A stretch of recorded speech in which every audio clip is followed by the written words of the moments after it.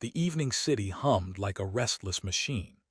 Towers of glass and metal reached into a sky where traffic lanes of drones blinked with green and red lights, weaving through neon billboards that promised everything from memory upgrades to instant noodle packs flavored with authentic Martian dust. I wasn't interested in any of it. I had walked those streets 1,000 times, the novelty of a future world that still charged late fees on library books long worn thin. So there I was, hands jammed into the pockets of a jacket that hadn't been trendy since last year's lunar eclipse festival, kicking at the occasional trash bot that zipped past me collecting litter. The bots chirped insults in 5 languages when you did that, which was the only real fun left to squeeze out of them. Loser, one whined in French as it trundled away. Exactly, I thought. I was halfway across the central plaza when I saw her. She was standing near the fountain, not moving, not scrolling through a hollow screen like everyone else. Just standing.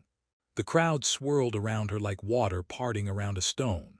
She was tall, dressed in strange, shimmering fabric that didn't quite look like cloth. For a moment, I thought she might be some experimental fashion model waiting for her photographer. Then she turned her head. Her ears were long, too long. I froze. My first thought was cosplay. My second thought was way too good for cosplay. No foam edges, no visible adhesives, no hint of anything artificial. They tapered gracefully, catching the glare of the billboard lights above. She looked directly at me. I panicked. And because I panicked badly, I did what any socially incompetent person does when cornered by someone far too striking for their own good. I blurted out the first thing that came to mind. Hi. One word, harmless, safe. The kind of word you toss at strangers when you want no follow-up, just a polite exit. She blinked once. Then her lips curved into a smile that made the plaza lights seem suddenly irrelevant. She stepped toward me, moving with a kind of measured grace that looked rehearsed, like a dancer or a diplomat. Yes, she said. I accept. I laughed nervously, looking over my shoulder to see if maybe she was answering someone else. But no. Her eyes, an odd shade of silver gray, locked firmly on me. Accept what? I asked. Your proposal. My brain short-circuited. My what now? Your proposal, she repeated matter-of-factly, as though we were discussing the weather. You greeted me. The proposal has been made, I accept. I stared. Then I laughed again, louder this time because surely this was a prank. A very elaborate, very well-acted prank. Right, funny, great joke. Did one of my friends hire you? Is there a camera drone somewhere? I spun in a circle, looking for the telltale red blink of a recording device. Nothing.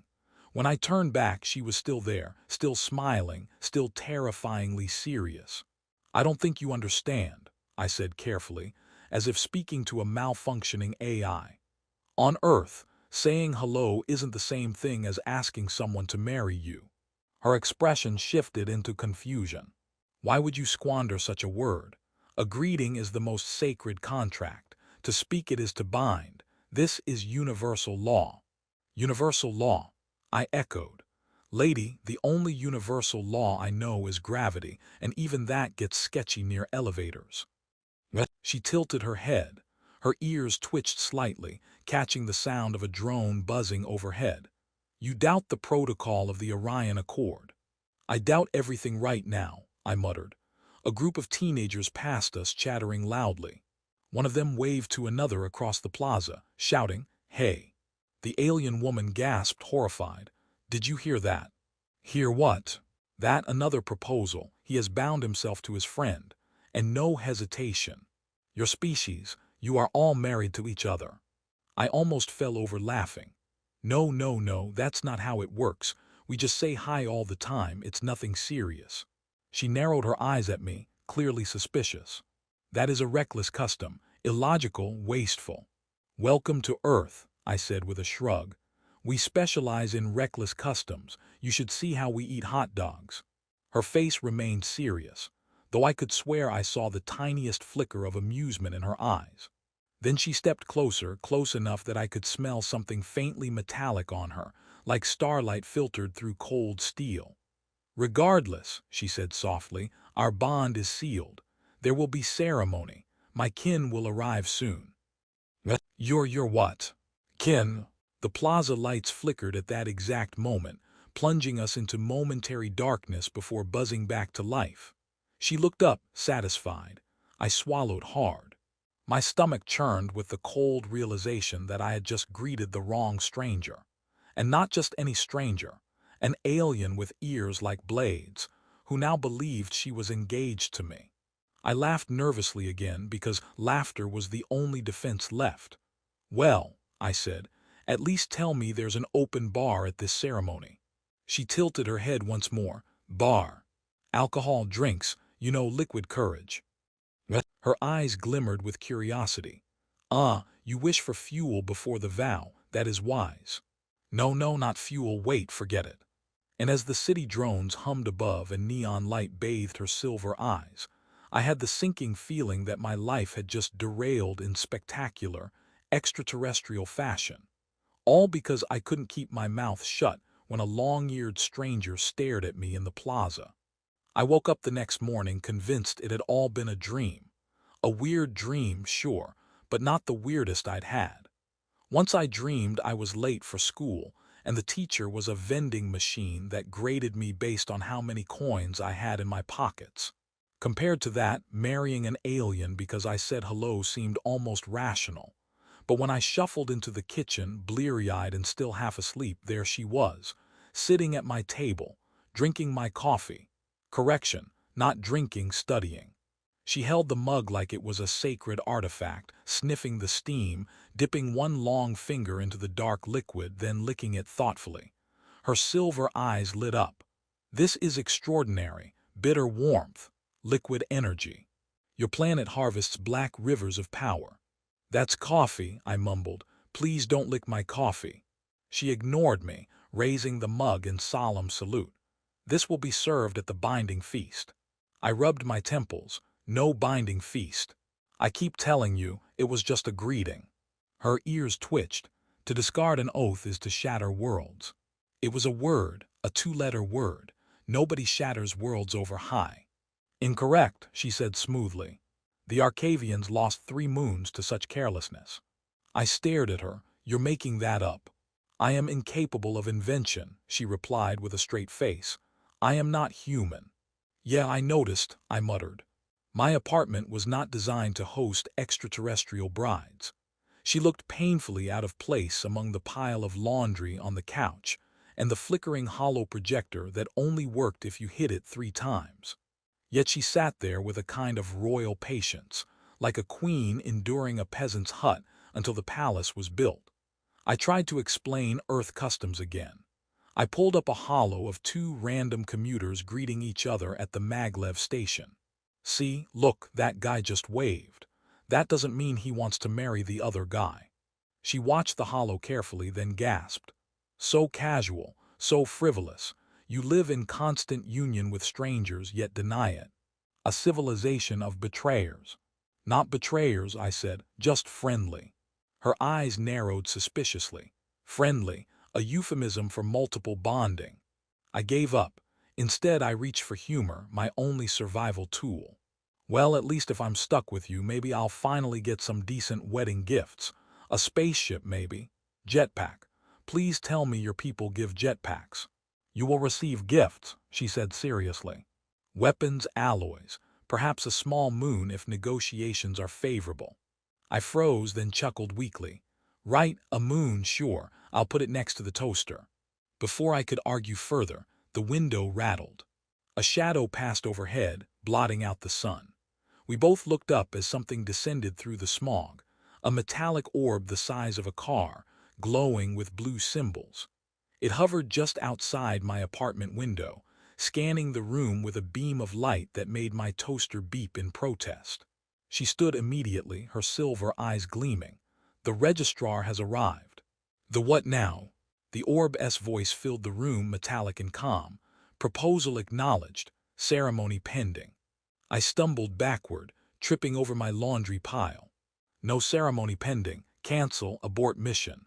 Proposal verified, the orb intoned, ignoring me. Binding sequence initiated. Attendance required. She smiled serenely, like a bride told her bouquet had been delivered. I, on the other hand, was seriously considering jumping out the window even if it was the 9th floor. "Look," I pleaded with the orb. "You've got it all wrong." She misunderstood. "I was just saying hi. HI. It's small talk, not lifelong commitment." The orb word processing. Cross-reference Earth lexicon. High informal greeting synonymous with it paused, lights flickering. Then, life bond initiation. I groaned. "Who updated your dictionary?" "Was it Wikipedia?" "It was Wikipedia, wasn't it?" The orb ignored me again, floating closer until I could feel the hum of its energy field. "Ceremony will commence at dusk. Location: nearest rooftop. Witnesses will arrive." "Witnesses?" I squeaked. She placed a gentle hand on my shoulder. "Do not fear, the binding is joyous." "Joyous for who?" I tried humor again because if I stopped joking I'd start screaming. "All right, fine. If I'm getting married tonight, can I at least pick the music? Because if your people hate disco, this won't work." Her ears twitched, her expression unreadable. "Disco? Yeah, humans dance to it. Glitter lights, bell-bottoms." She tilted her head, considering. "Our war songs are similar." "War songs?" "Precisely." I groaned, burying my face in my hands. The orb hovered back toward the window, humming like a satisfied bee. "Prepare," it announced, and then it zipped away, vanishing into the smoggy sky. I turned back to her. She was still smiling, still calm, still absolutely convinced we were bound for eternity. "This can't be happening," I muttered. "It is happening," she said gently. "Do not resist. Resistance only worsens the transition." I sighed, collapsing onto the couch. "Why me?" She sat beside me, her presence oddly warm. "Because you spoke. And perhaps because the universe favors you." I stared at her, half terrified, half weirdly flattered. My life had officially gone from boring to impossible overnight. And the worst part, a small, ridiculous part of me wondered what disco would sound like on her homeworld. By the time the sun had risen high enough to glare through my broken blinds, I was still arguing. Arguing with her, arguing with myself, arguing with the half-burnt toaster that had started sparking every time I raised my voice. My apartment looked like the set of a low-budget alien romance comedy. A long-eared woman sitting calmly on my couch while I paced back and forth, hair sticking up in a way that screamed, "I haven't showered, because apparently I'm getting married today." "Let me get this straight," I said for the 50th time.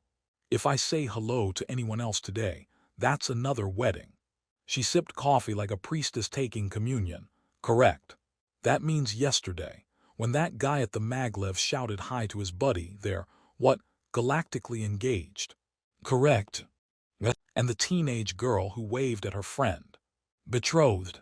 And my neighbor, the one who nods at me every morning." The plaza erupted in confusion as her relatives approached, murmuring in a language that sounded like wind chimes mixed with digital feedback. One of them stopped to examine a hot dog cart, poking at the steaming buns as though they were holy relics. Another bent low to a pigeon, whispering solemnly until the pigeon panicked and flew into someone's fries. "This is insane," I muttered. "This is tradition," she corrected. "You will address them with honor." "Do I bow, shake hands? Offer them coupons for frozen yogurt?" She tilted her head. "Yes." I had no idea which part of that was the yes. And as her towering relatives surrounded me, smiling with the exact same unsettling calm she had worn, I realized two things. One, Earth had officially been introduced to aliens, and two, I was somehow their son-in-law. I did what I always did in moments of existential dread. I cracked a joke. "Well," I said loudly, "who's ready for disco?" Every silver-eyed head turned toward me. They answered in perfect unison, their voices echoing like a choir of machine bells. "We are." And just like that, I wasn't sure if I'd saved myself, or doomed the planet to an intergalactic dance-off. The plaza became a circus within minutes. Half the crowd was convinced they were watching a government-approved light show. The other half thought they'd stumbled into a secret alien invasion. and somewhere in between stood me, accidentally engaged, surrounded by 700 long-eared in-laws, and trying to remember if I'd paid my internet bill in case I didn't survive the week. The eldest of them stepped forward. At least I assumed he was the eldest. His ears were the longest, his robe the shiniest, and his expression the kind of stern that could curdle milk. He extended a hand toward me, palm glowing faintly. "Do not panic," whispered my alien bride-to-be. "He seeks only to measure your worth." "Measure my what?" I said, but before I could dodge, his glowing palm pressed against my forehead. A surge of images flooded my mind.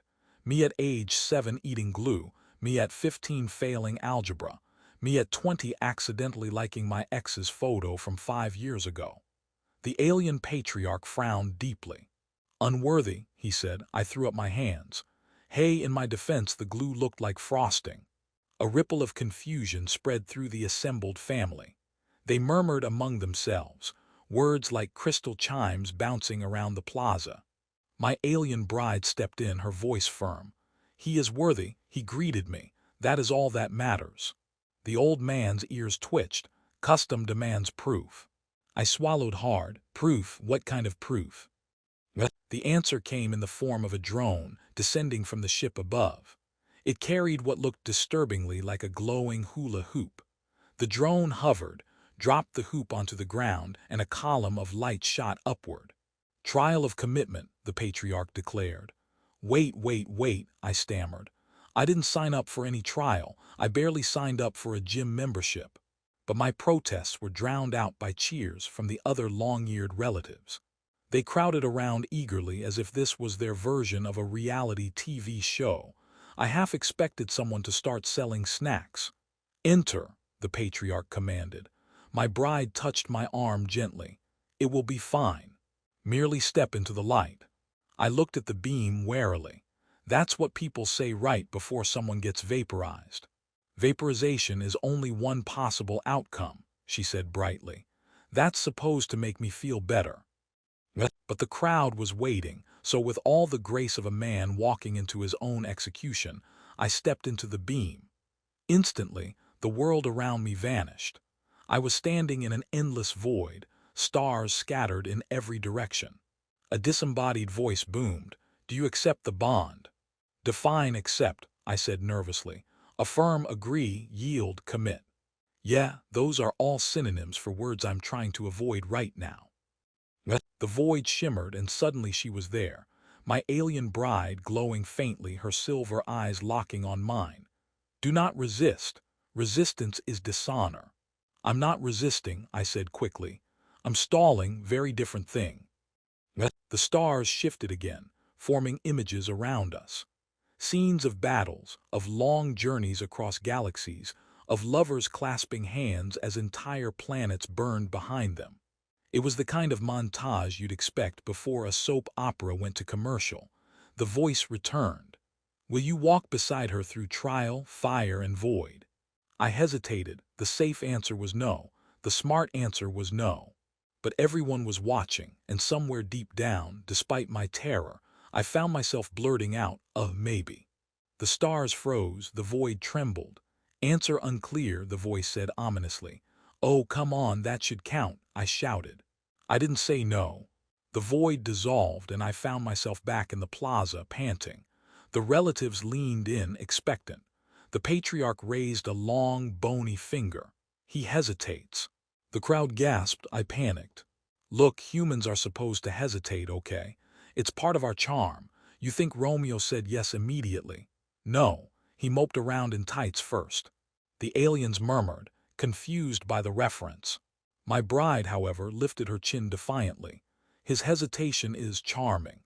The patriarch glared at her. "You defend him." "I chose him." A tense silence followed. The crowd shifted uneasily. Then, to my horror, the patriarch turned back to me. "Prove devotion. Enter union through ritual dance." "Ritual what now?" Before I could react, the plaza lights flickered. Music blared from hidden speakers. Deep, pounding rhythms that rattled my bones. The crowd began to clap in unison. My bride stepped forward, moving with fluid grace, every turn of her body perfect. She beckoned to me. "Dance," she commanded. I gawked. "Buddy, I can barely shuffle at weddings, and that's after 3 shots of tequila. You want me to keep up with alien ballet?" But the crowd was chanting now. "Dance, dance, dance." So I did what any man does when forced to perform in front of 700 alien in-laws. I flailed. Badly. My arms jerked like malfunctioning robot limbs. My legs kicked like I was being attacked by invisible squirrels. The crowd went silent. I froze, sweat dripping down my neck. Then, suddenly, they erupted in cheers. Apparently, my awkward gyrations were either hilarious or sacred. The patriarch's stern face softened into something resembling approval. "He possesses unique form," he admitted. My bride smiled, stepping beside me. "Unique form is rare, valuable." I blinked, still panting. Wait, did I just dance my way out of an intergalactic execution? She squeezed my hand. "You danced your way into acceptance." The crowd roared again, chanting words I didn't understand. The ship above lit up with dazzling beams of color, painting the sky in streaks of blue and silver. And as the music pounded, the realization hit me like a falling drone. I had just survived the alien version of meeting the family. Worse, I had somehow impressed them. The rooftop was glowing like the stage of the strangest concert ever held. Drones formed a perfect circle around us, humming softly as they projected twin moons into the sky. The ship hovered above, casting light beams like spotlights, and 700 relatives arranged themselves in precise rows, their long ears catching the night breeze like sails. And there I was, standing in a borrowed robe that buzzed faintly when I moved, like someone had stitched a power cable into the seams. My bride stood opposite me, radiant and calm, silver eyes glowing, ears adorned with crystalline ornaments that chimed when she tilted her head. "This is it," I whispered, "the big moment." "This is the union," she said. "Once spoken, it is eternal." "Eternal's a long time," I muttered. "I still can't keep a cactus alive." The patriarch raised his staff, because of course there was a staff, and the plaza fell silent. His voice boomed with the weight of 10,000 traditions. "The binding of Earth and Orion begins." I tried not to hyperventilate. 700 alien eyes stared at me. Actually, more than 700. A lot of them had double pupils. The patriarch gestured, "Speak your vow." I froze. "What vow?" She looked at me with a calm that was almost cruel. "Say what is in your heart." "Oh, that's great advice," I hissed, "because nothing says romance like panic vomiting in front of your in-laws." But they were all waiting. So I took a breath, pushed my hair out of my face, and did something I never thought I'd do. I spoke honestly. "Look, I don't know how I ended up here. Yesterday I was just a guy yelling at delivery drones for forgetting my extra sauce. Today I'm marrying into a family that could conquer Earth by sneezing too hard. And yeah, it's insane. But in the middle of all this insanity, I realized I don't hate it. I don't hate *you. You're stubborn, confusing, terrifying, and you drink coffee like it's a religious experience. But you're also the only person who's looked at me like I mattered, and that's worth something. So if